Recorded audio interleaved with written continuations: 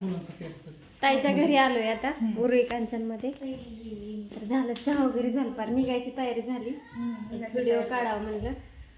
अनुष्काला बऱ्याच दिवस झाले सिद्धीला भेटायचं होतं, आहे की नाही?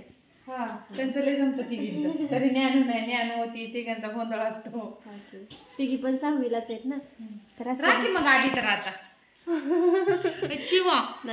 घरी जायचंय. तर आलं होतं तिथं उरुळी कांचन मध्ये नर्सरी झाडं वगैरे बघायची होती. आहेत झाडं चांगले आहेत, नर्सरी अशा मोठ्या मोठ्या आहेत का ना उरुळी कांचन मध्ये भरपूर आहे. आता थोडं पुढे गेले ना तू, पेट्रोल पंप ही संपला की तिथून सगळ्या नर्सरीच आहेत मोठ्या मोठ्या झाडं. परत तुला व्हिडिओ पडला असता तर तू म्हणली असती जवळ येऊन लय भांडली असते. जवळ येऊन गेली म्हणल्यावर गाडी घ्यायला आली नाही, घरी म्हणल्यावर लय भांडली असते. हा, म्हणून मग आलो ताईच्या घरी, चहा वगैरे घेतला.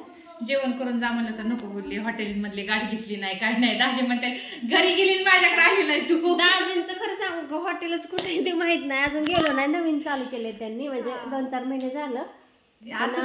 रोडलाच होतं हे काय म्हणलं, इकडे पाठीमागे नसेल पुढे असेल उरुळी कांचन सोडल्यानंतर. बघा जाता जाता आलो तर ठीक आहे, नाहीतर निवांत मग निवांत या सुट्टीला या.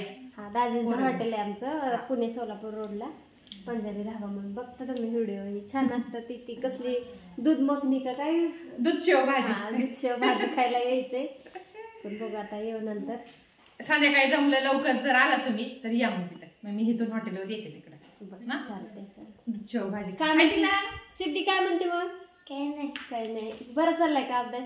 अभ्यास छान चाललाय. नाही अभ्यास केली की हॉस्टेलला टाकून देऊ ह्याला तिघींना पण तिकडे. आता तुम्ही कुठे टाकून घेतलं ना तिथे बारामतीला. असं द्या चिवा हाय चिव काय